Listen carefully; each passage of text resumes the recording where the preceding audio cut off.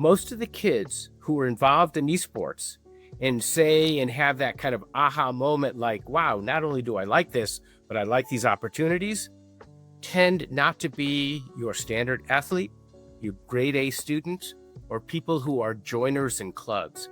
These are everyday kids who, when given the opportunity to reach their potential, find that within themselves. So that's one basic piece of information that permeates a lot of our work. So most people think, oh, we got to focus on the person who has a 4.5, 1600 on their SATs, blah, blah, blah. The ones outside the curve. Yeah. These are kids who are just like, candidly, you and me, who just, like to have fun, enjoy, and have huge potential. So we feed that potential. Part of what we do, and this infographic behind me really talks about it, is we allow kids to experiment. We call it project-based learning. Immersive experiential learning is how kids really learn. Hello, everyone, and welcome to the Business of Learning podcast. My name is Joao Camargo, and my guest here today is Gerald Solomon, who is the founder and executive director at NASEF. Gerald, thank you so much for being here today. Greetings, Joao. Nice to be here.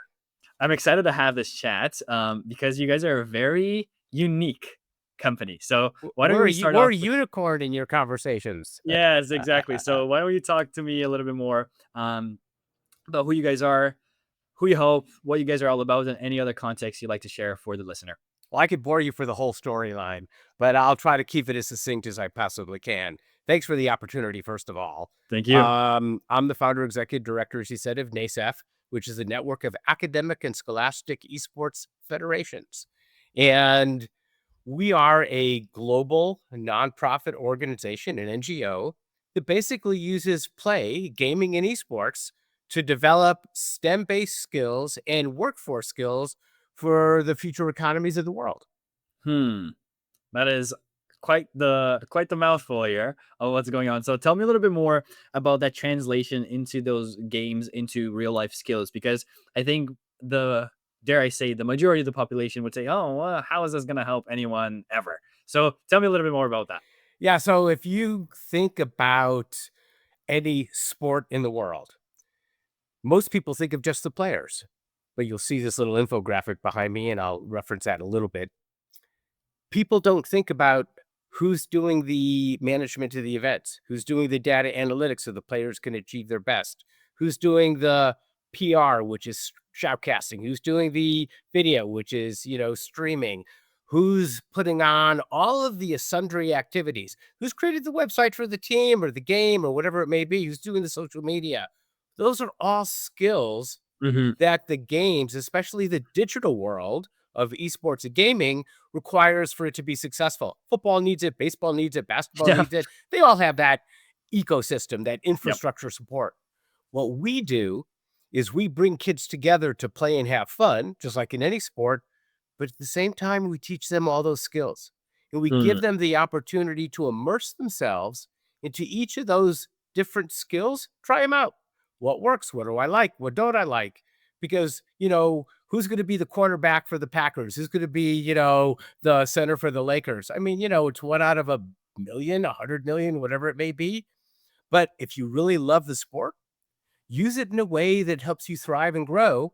It gives you the skills you need to achieve what it is that you want for your future aspirations. Yeah, no, that's really, really awesome, because I think there are so many different aspects of life, but activities and skills that can be built in certain fields, but they are hugely translatable into so many other things as well. And that's what people don't realize. What the skills and the attributions that you're able to get on XYZ place also translates into ABC. It's just a matter of understanding how I am able to do that. Absolutely. And our world is unique because it's the digital world. Yep. And kids today don't think of a distinction between what I, in my generation, think is the real physical world and that in the digital world. Today, kids think of it in the terms of what's called the phygital world, which is a connection between the physical and digital world. The digital world is as real to kids today as the physical world is. So you've got to figure out, how do you build that bridge? How do you make that transition? How do you get them to be comfortable? Mm, Because no matter where you're working, whether you're going to work at, my former predecessor where I worked running the foundation for Henry Samueli and the Samueli Foundation with Broadcom, whether you're going to be a technologist, whether you're going to work for Boeing, or you're going to work for Marriott and do event management, the skills that you attain through mm. this opportunity can transcend, as you said, across multiple disciplines. Yeah, that's so exciting. And I would love to hear from you. Are there any patterns that you found of these kids that go through the events and the things that you guys do and the programs for them? Are there any that they they show in what areas they are more Mhm. excited about? So is it the management side of things? Is it the whatever they may be? Is there anything Yeah, that's really jumps out at you that these kids that usually don't know about, they're like, oh, I actually want to learn about that now? absolutely. So let me regress for a second. Sure. We were bred out of a family foundation, the Samueli Foundation, for the sole purpose of creating a broader and bigger STEM pipeline for engineers and technologists. Mm. And what ended up happening was we tried to figure out, other than kind of the standard people who had become engineers, Yeah. who else was capable? And I stumbled across this thing called esports, and I said, you know what? These are all people who, this thing called a cell phone is part of their appendage. It's part of their daily life. So how do we use it in a way that helps them evolve and grow? We started with 25 schools in Orange County. We've now worked with over 7,000 schools in 34 countries around the world. So we've got a lot of data. We've got independent review board, IRB reviewed study by 4 years by the University of California, AISTS at the IOC Olympics, et cetera, et cetera. So I Hmm. speak with evidence. I speak with knowledge and research behind me. Yeah. We find a couple of interesting facts. One, that most of the kids who are involved in esports and say and have that kind of aha moment, like, wow, not only do I like this, but I like these opportunities, tend not to be your standard athlete, your grade A student, or people who are joiners in clubs. These are Mm. everyday kids who, when given the opportunity to reach their potential, find that within Mm. themselves. So that's one basic piece of information that permeates a lot of our work. So most people think, oh, we got to focus on the person who has a 4.5, Yeah. 1600 on their Yeah. SATs, blah, blah, The blah, ones whatever outside it the may be. curve. Yeah. These are kids who are just like, candidly, you and me, who just, like to have fun, enjoy, and have huge potential. So we feed that potential. Mm. Part of what we do, and this infographic behind me really talks about it, is we allow kids to experiment. We call it project-based learning. Immersive experiential learning is how kids really learn. If you go back, hundreds of years, people learn by doing. It's the Yeah. same thing here. But what we do is we allow kids to try things out. You have to sit on all these various committees that you see behind me. So, one of the things that we do is we do an initial assessment to kids. We ask stupid questions like, do you line up your shoes in your closet? Do you Mm. color code your your clothes in your closet? Do you like to doodle in class or afterwards? Do you like to write and just narrate and tell stories? Because what that'll do is that'll give us an understanding of where their propensity of interest is. Uh. So, for example, if they like to doodle and play, then they're more likely content creators. So, Mhm. we put them into opportunities where they could do social media and they could do art and they could do the kinds of things that support esports and gaming in their clubs in Yeah. that fashion. Sometimes they Mm. go, wow, I love it. And then they say, I like to doodle, but it's really not my thing. I'd like to go ahead and try event management. I'm Yeah. pretty organized. Uh-huh. I'm pretty linear in my thinking. Let me try that. I'm the guy who also kind of lines up my shoes in my closet. And they go ahead and they put on an event and they go, wow, Yeah. I really like doing that. Like here, I'm a content creator. I like to play with my camera. I like videography. So you know what I'm going to do is I'm going to start doing streaming. I'm going to do podcasts. I'm going to take Joao's job. I'm going to do what you do and Yeah. do this kind of thing. So we ask these questions up front. Mhm. We have them play because that's the community we build where they create self-confidence. That's Mhm. where social emotional development comes Yeah. in, communication skills, Mhm. leadership, those kinds of things. Mhm. And then they experiment in these different ways to try out these various activities.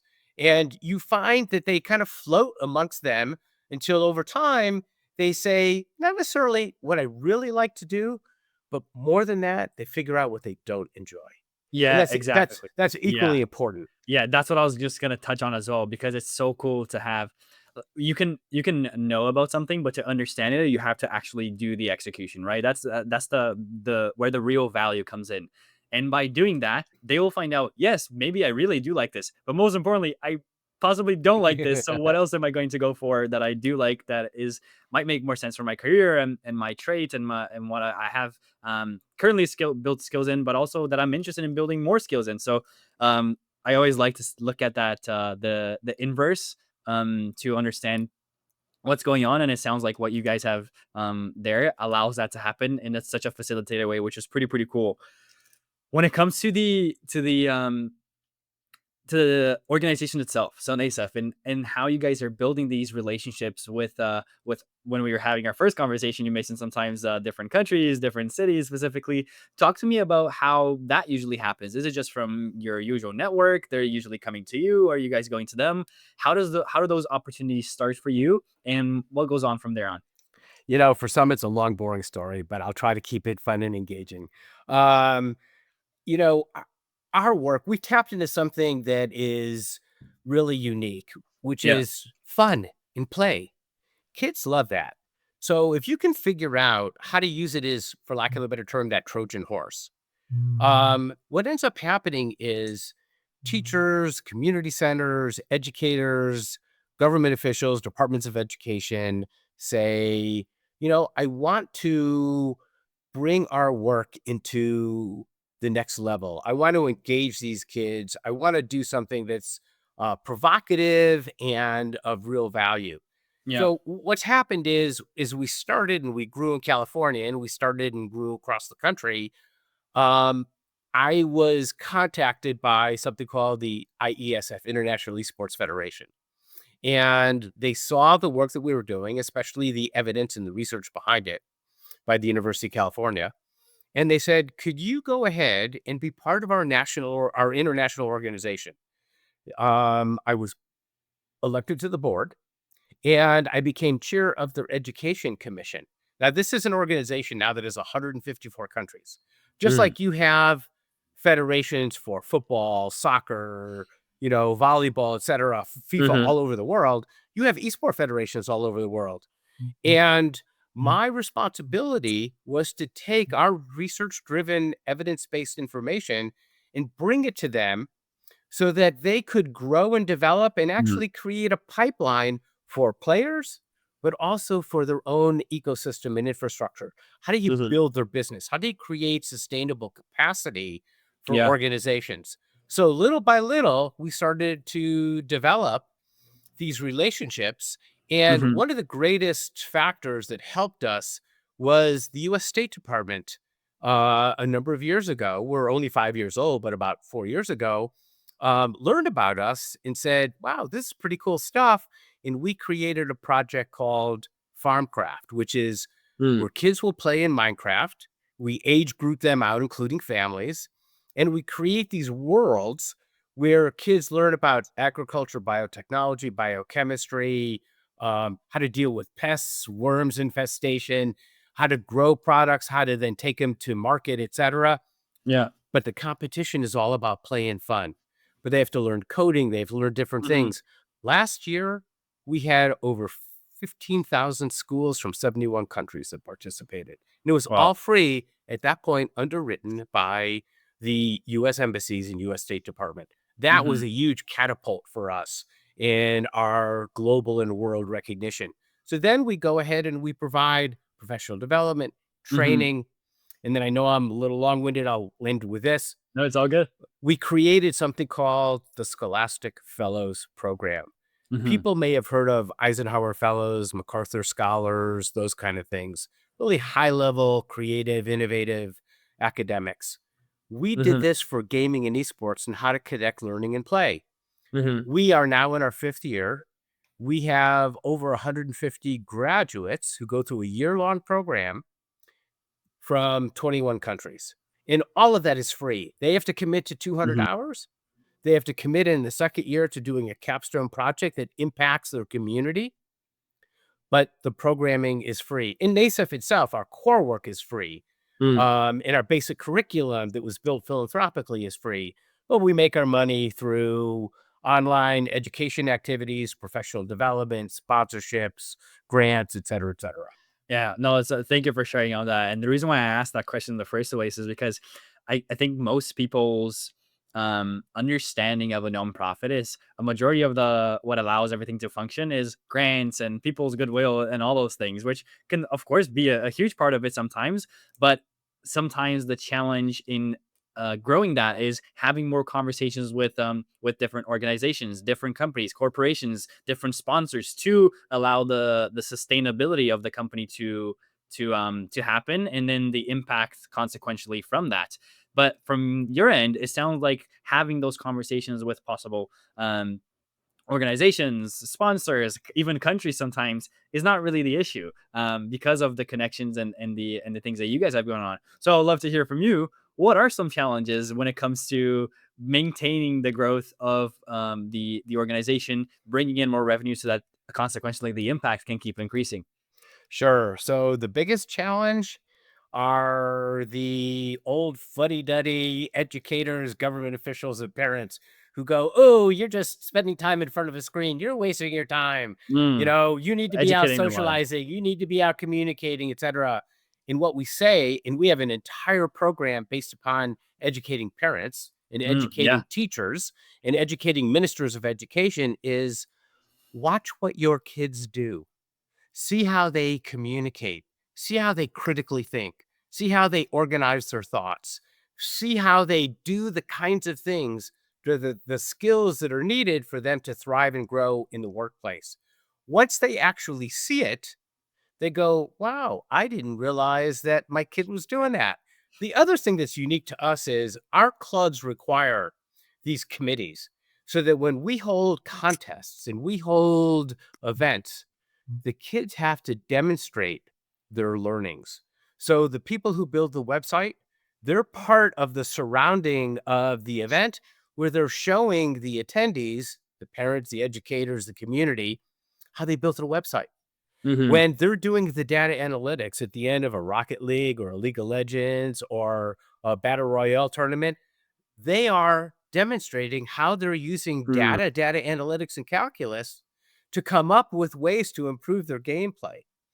They will show how they're using Canva and how mm, they're using Adobe to create the various artifacts in the games and the figures that they're using to play with.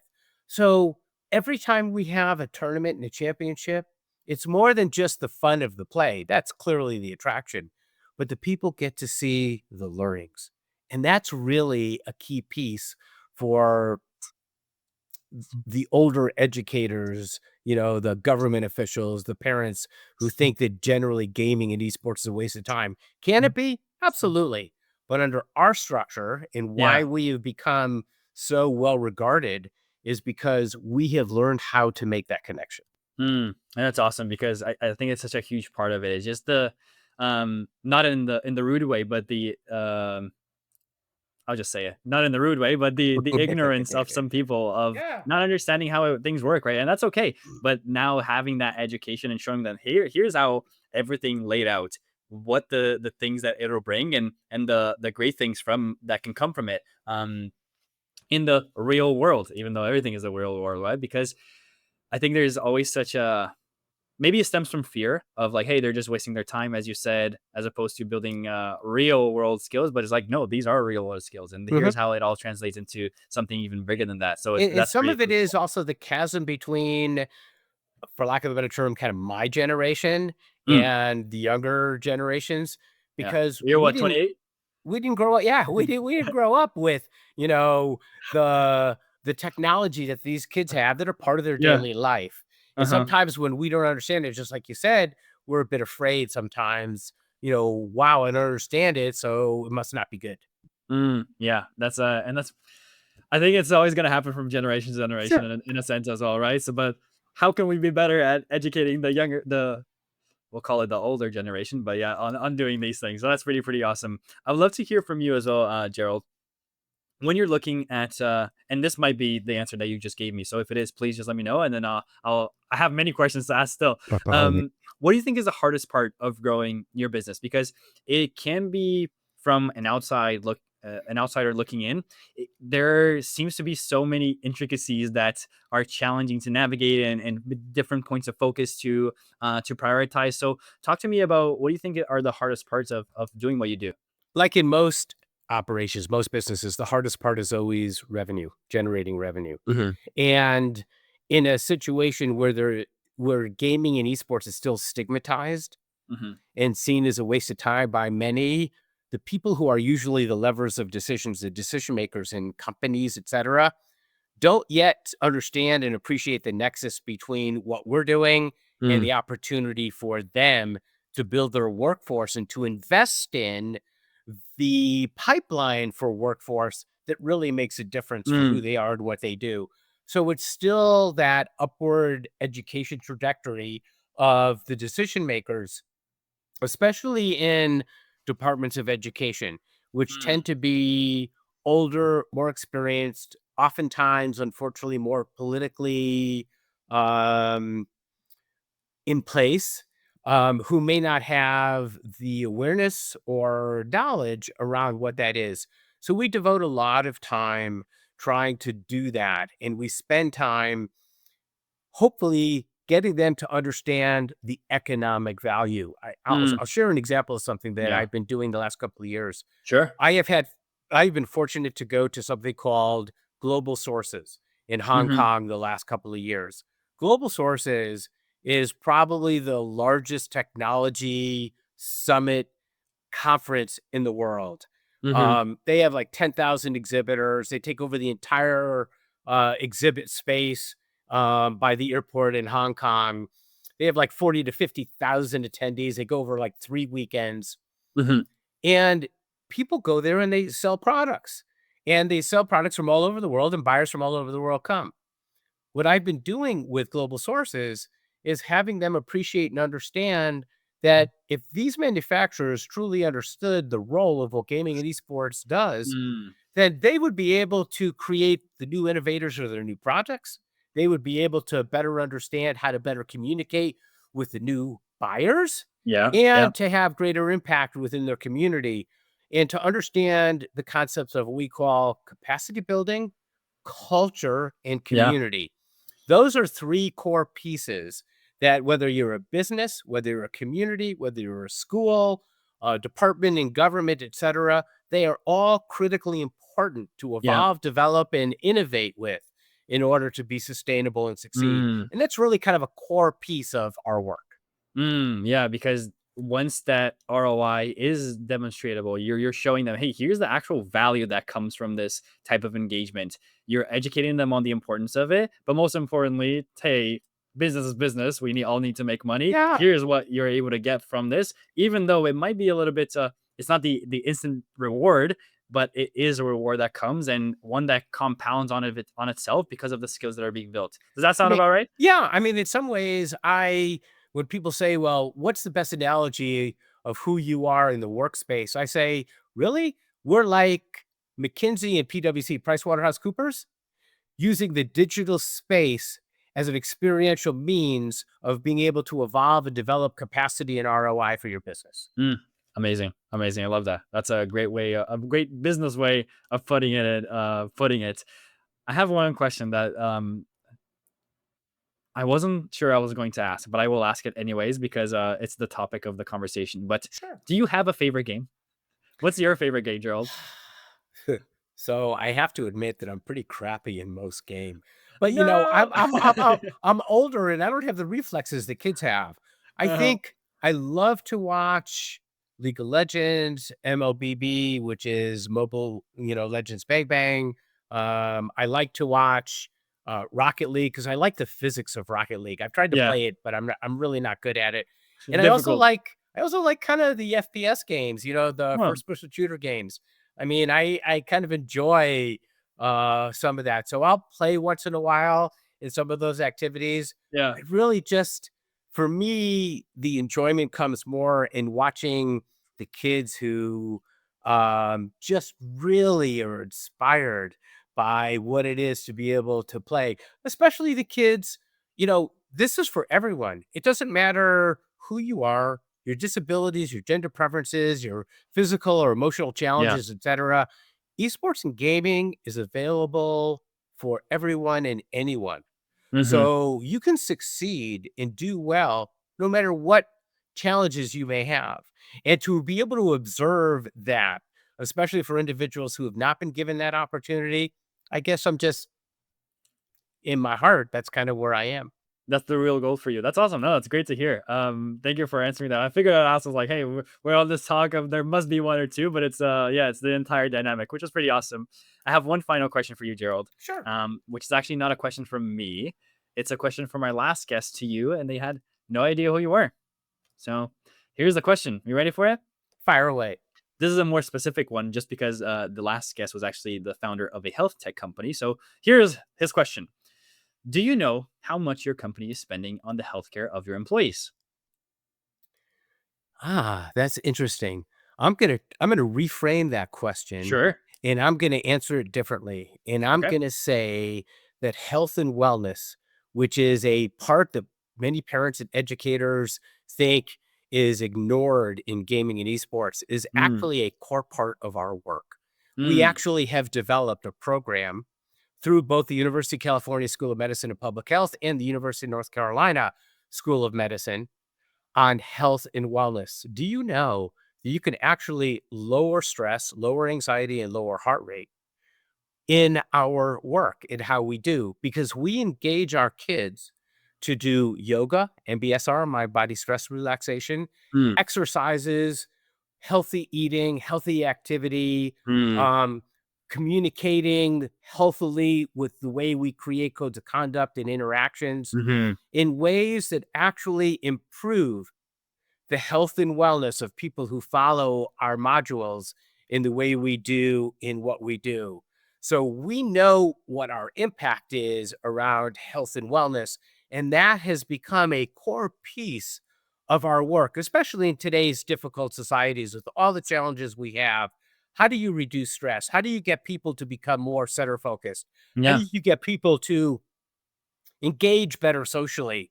How do you get people to eat healthily? Do you know that if you eat more healthily, and this is proven through almost every sport, your reflexology, your ability to react, your ability to sustain Mhm. your perceptions and capacity improve the Yeah. healthier you are. Yeah. So if you want to be a good player, esports, gaming, football, whatever it may be, then think about what that means for you. And if those are habits you create now, imagine what that will do for your longevity and your health and well being long term. That's awesome, because then that side of things, even though the outside perspective might be, yeah, those are neglected, they're not neglected at all, because they are some of the most important things Yep. to execute everything else. So that's awesome. Gerald, thank you so much for your time. This has been such an incredible conversation. I've learned so much. Where should people go if they want to learn a little bit more about you or a little bit more about NASEF? Easy. It's NASEF, NASEF.org. And we probably have too much information on our website, but joining's free. Being part of NASEF is free. Anything you want beyond kind of the basics, there's a fee schedule to that. But you can open the gate, you can have all the information and move forward and even compete in our competitions globally at no cost. So NASEF.org, NASEF.org. Thank you. Amazing. I'll leave that down below here for anyone if they want to check that out. And if you're still listening to this episode, you enjoyed this conversation, want to hear more conversations like this, please hit the subscribe button, and I will see you on the next conversation in the next episode. Thank you so much for your time, Zero. I appreciate it. Great. Appreciate it. Thank you.